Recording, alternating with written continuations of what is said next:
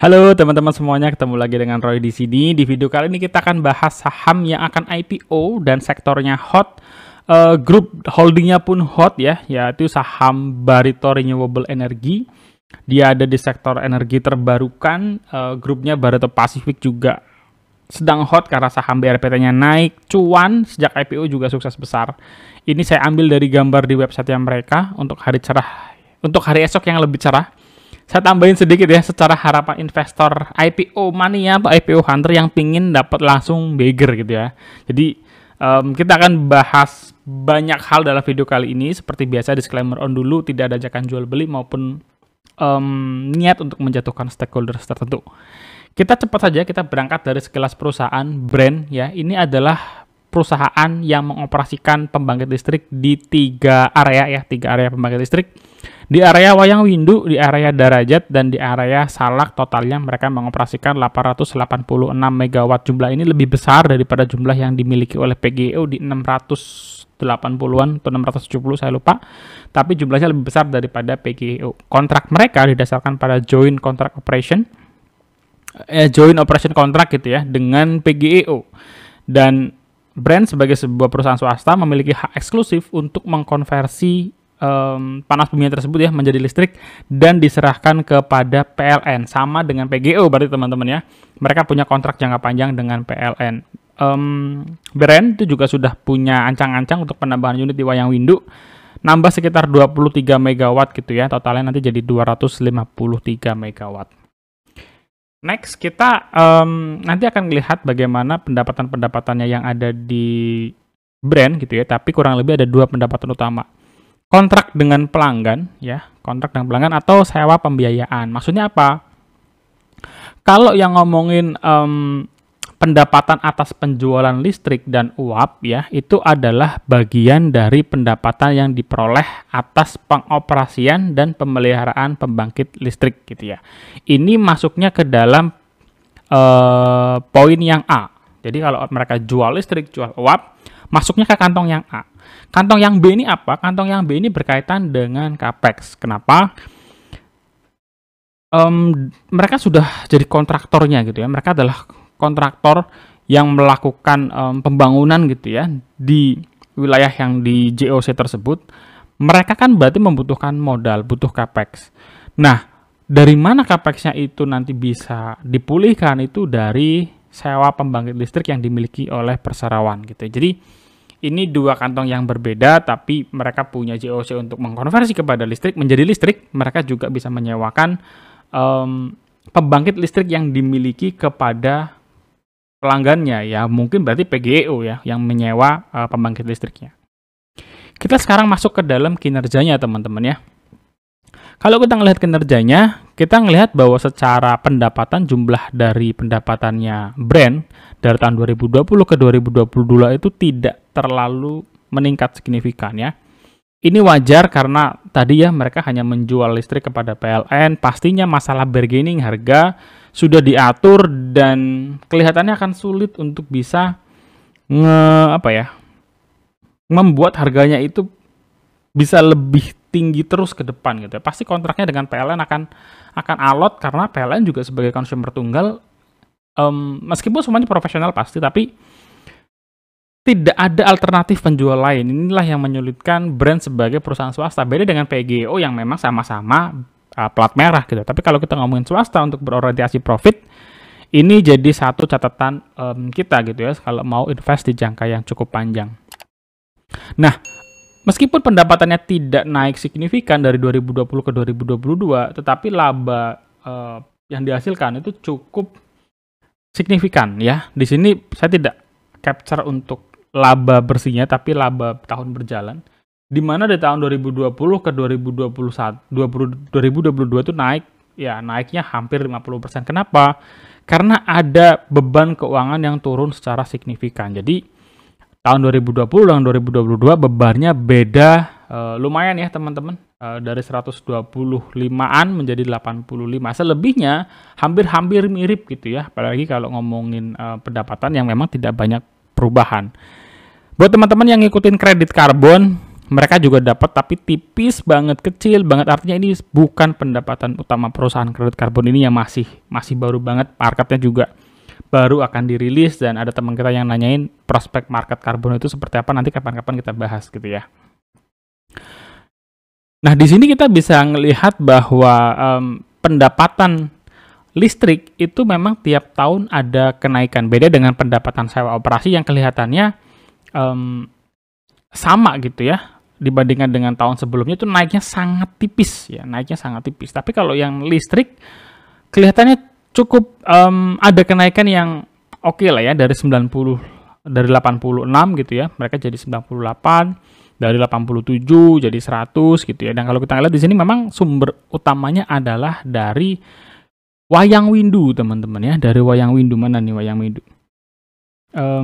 Ya ini, sorry, bukan wayang windu, dari salak ya, salak ya. Salak ini pendapatan kontraknya, listriknya itu naik dari 44 menjadi 56. Sementara wayang windu itu karena dia berarti selain memberikan kontrak pelanggan, dia punya pendapatan sewa operasi. Tapi tertingginya adalah salak. Tapi wayang windu ini ada rencana penambahan unit untuk meningkatkan kapasitas. Jadi otomatis bagian yang 11.000 ini nanti akan naik nih harusnya ketika sudah nambah wattnya ya. Nah, sekarang kita menengok mengenai neracanya. Ini yang banyak dibahas di beberapa forum ya, bahwa dengan perusahaan yang punya aset 3,5 miliar dolar, utangnya adalah 3 miliar dolar. Jadi perusahaan ini 80%-nya dari aset itu adalah utang, gitu ya. Kita cepat saja bahwa bagian ekuitasnya itu kecil, membuat semua dana IPO yang digunakan untuk bayar utang pun ya, itu masih jauh dari total utang jangka panjang. Jadi kalau teman-teman bilang, wah utangnya ini besar nih, IPO-nya semua dananya buat pakai utang, apakah lantas utangnya jadi menurun? Enggak, karena utangnya masih besar. Berapa utang jangka panjangnya? Ini ya teman-teman bisa lihat 2 miliar dolar gitu ya. Jadi ini jumlah yang cukup besar. Di sisi lain, perusahaan ini tidak punya kas yang cukup tebal. Jadi hanya sekitar berapa ya? 5% daripada total asetnya berbentuk uang kas. Kalau ke depan perusahaan membutuhkan pembiayaan untuk ekspansi, nambah unit, dan lain-lain yang membutuhkan modal besar, ya menurut saya asumsikan kurang gitu ya, jumlah kas yang dimiliki posisi saat ini gitu ya. Nah, artinya dengan sekarang ini IPO yang dilakukan, mungkin ada ke depan potensi ya, entah itu private placement ataupun right issue untuk menggalang dana lagi buat brand. Ini hanya ya asumsi saya saja gitu ya, melihat kondisi neraca brand. Bagaimana dengan IPO-nya? IPO-nya akan dilaksanakan di harga 670 sampai 780 per lembar. Artinya dana yang digalang bisa mencapai 3 sampai 3,5 triliun maksimal. Yang menarik adalah jumlah kepemilikan masyarakat di kita untuk IPO ini maksimalnya di 3,35%. Pertanyaannya, kok bisa dengan 3,35% memenuhi free float ya, aturan dari bursa efek? Ternyata Jupiter dan Prime ya, ini berarti teman-teman ya, ini dianggap sebagai kepemilikan publik. Jadi kalau ditambah-tambah totalnya sekitar 11%. Jadi itulah alasan kenapa saham yang dilempar ke masyarakat kali ini tipis saja ya, 3,35%. Peminatan awal sudah berjalan 18 sampai 25 September, penawaran umumnya 2 sampai 4 Oktober, dan BRPT adalah pemilik saham terbesar untuk brand ya. Mereka juga di sini ada GE, saya kira awalnya ini General Electric gitu ya, tapi ternyata adalah Green Era ya. Green Era ini juga bagian dari keluarga BRPT, jadi sebenarnya masih ya saudara-saudara lah ya. Jadi kepemilikan besarnya adalah grup Barito untuk saham brand ini. Di sisi lain ya, ini yang banyak ditanyakan oleh teman-teman di forum-forum maupun teman-teman saya juga ya. Penggunaan dana IPO-nya itu memang semuanya untuk bayar utang ya.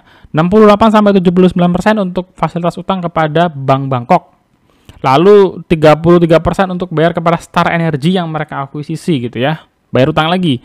3%-nya bahkan untuk kewajiban pengembalian uang muka kepada Star Energy Geothermal. Oke, sekarang kita bandingkan bagaimana brand dengan PGEO saat IPO ya. Ya, kita bandingkan dengan PGEO sebagai kompetitor terdekatnya gitu ya. Benar-benar sama-sama bisnis di panas bumi geothermal.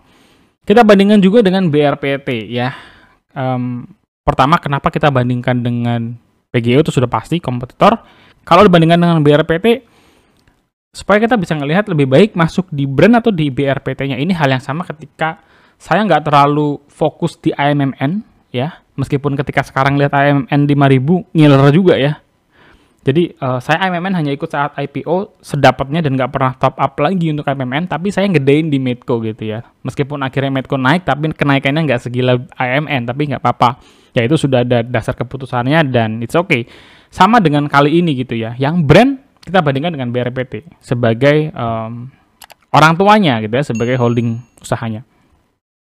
Pertama, saat IPO kali ini, Brent tuh sudah di per 70 kali ini saya pakai asumsi harga saham tertingginya gitu ya teman-teman. Sementara PGEO saat IPO udah di 18 kali pernya. Bagaimana dengan PGEO sekarang dan kenaikannya belakangan ini? PGEO PR-nya sekarang 27 kali. Dibandingkan dengan BRPT jauh sekali ya, 152. Lalu kita cek untuk PBV-nya. PBV-nya Brent IPO ini 15 kali, PGEO saat IPO di 1,25 kali. Ya, sedangkan PGEO sekarang ini 2 kali PBV. BRPT berapa PBV-nya? 5,8 kali. Jadi kita bisa lihat ya, secara valuasi dari PBV, BRPT sebagai pemilik mayoritas saham Brent itu ditawarkan di valuasi yang lebih murah ketimbang Brent itu sendiri. Bagaimana dengan market cap-nya? PGEO saat IPO 35 triliun, Brent saat ini sudah 100 triliun. PGEO sekarang 65 triliun, BRPT 139 triliun. Oke, jadi kita bisa ngeliat di sini, andaikan Brent itu IPO duluan, lalu PGEO nyusul, kayaknya PGEO itu bener-bener valuasinya bagus banget ya. Salah satu kesulitan untuk analisa PGEO saat itu adalah kita nggak punya benchmark yang benar-benar direct kompetitor seperti sekarang ini. Jadi bisa jadi ini langkah yang cerdas dari Brent gitu ya untuk membiarkan PGEO IPO duluan baru dia nyusul belakangan. Meskipun demikian ya PGEO-nya valuasi PGEO itu masih lebih atraktif saat ini ya, meskipun memang harga sahamnya sudah naik dibandingkan dengan saat IPO kemarin. Jadi untuk masih ada ya kapasitas ya. Kapasitas Brent 886 MW lebih tinggi daripada PGEO. Tapi meskipun Brent ini lebih tinggi, kenapa labanya lebih besar PGEO gitu ya? Iya, karena kan selain mendapatkan uang dari hasil operasional sendiri, PGEO ini dapat uang dari JOC-nya juga ya, dari Brent, mereka dapat penghasilan dari sana, otomatis lebih besar. Total dari PGEO itu tuh sampai 1.800-an megawatt kalau nggak salah. Secara kapasitas memang Brent lebih besar, tapi at the end PGEO lebih besar karena yang JOC kan dihitung juga untuk pendapatannya PGEO. Labanya kuartal 1 ya 29,2 juta dolar dari Brent berbanding 40 juta dolar dari PGEO. Jadi kelihatannya PGEO memang dibandingkan Brent secara pendapatan lebih tinggi, secara valuasi lebih murah dibandingkan Brent. Bahkan bisa kita bilang jauh ya, 2 kali book value berbanding 15 kali book value. Risiko sama dengan yang ada di PGEO sebenarnya teman-teman. Ini faktor geologis itu penting banget. Kenapa? Karena efeknya kita nggak tahu seperti apa kalau ada kesalahan dalam analisa terkait dampak geologis. Misalnya panas buminya lagi hot banget, di luar dari kebiasaan apa yang harus dilakukan dan lain-lain. Itu harus benar-benar tunduk. Resikonya besar sekali. Nah ini berkaitan dengan panas bumi, kontrak JOC dengan PGEO, dan kedepannya seperti apa masalah ekspansi. Ini juga penting karena modalnya butuh gede banget, sementara sekarang utangnya juga sudah sangat besar ya untuk brand ini. Kemudian pelanggan yang hanya satu otomatis membuat bargaining itu sulit ketika pelanggannya satu. Beda kalau pelanggannya banyak, lu nggak mau ikutin harga lebih mahal, gue bisa kasih ke orang lain. Tapi kalau misalnya pelanggannya satu ya gimana ya? Hanya kepada dia kita boleh memberikan barang gitu. Ini kan sulit untuk perusahaan yang levelnya swasta, bukan perusahaan BUMN gitu ya. Dan ke depan ya bisa jadi ada private placement yang bisa menggerus atau bisa menyebabkan delusi bagi investor yang tidak mengambil haknya gitu ya. Nah, kita start dari investor jangka panjang dulu teman-teman. Menuju closing video, jangan lupa ya teman-teman subscribe dulu dan tekan loncengnya supaya bisa nggak ketinggalan ketika kita rilis video baru. So, pertama, Bagi investor jangka panjang yang ingin invest di saham brand ini, perhatikan capex-nya besar ya, nggak kaleng-kaleng untuk bisa membuat pembangkit listrik tenaga panas bumi ini ya. Faktor geologis itu faktor yang apa ya? Kita tahu Indonesia itu dianugerahi dengan begitu banyak gunung Merapi ya, gunung yang punya kekuatan panas bumi yang dahsyat, tapi penggunaan di area-area lain, kemudian bagaimana memaksimalkannya itu menurut saya itu masih sangat early adopt gitu ya untuk di Indonesia sendiri. Jadi butuh hal yang panjang sampai kita bisa ngomongin energi panas bumi itu energi alternatif yang patut diperhitungkan. Kenapa? Ini saya ambil data ya, bahwa saat ini tuh PLN ya itu mengelola 44.000 megawatt listrik ya, dibandingkan dengan 1.877 hasil kombinasi PGEO dan brand dan JOC-nya PGEO yang lain ya, 1.877. Sangat kecil sekali teman-teman ya, sangat kecil sekali.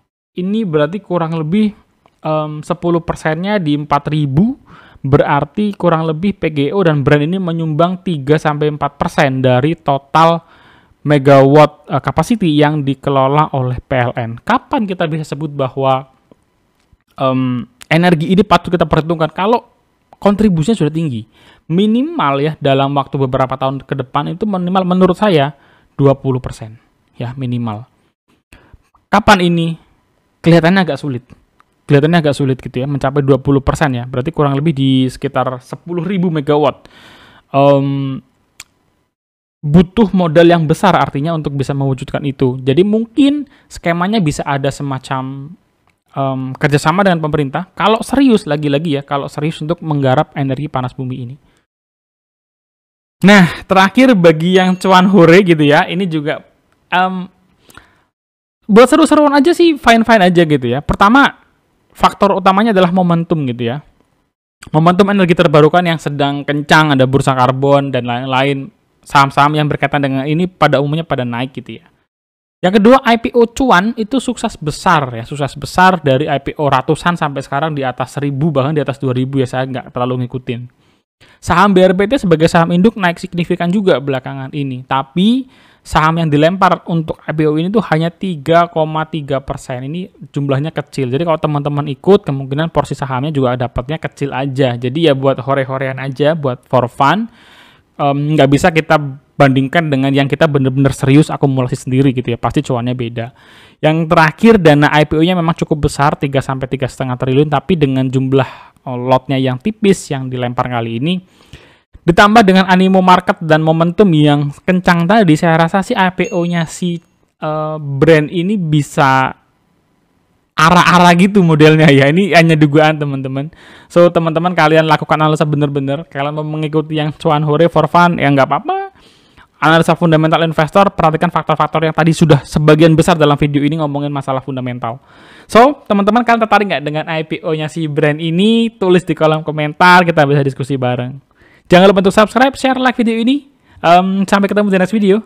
Setelah ini bahas apa lagi? Tulis di kolom komentar. God bless you guys. Bye-bye.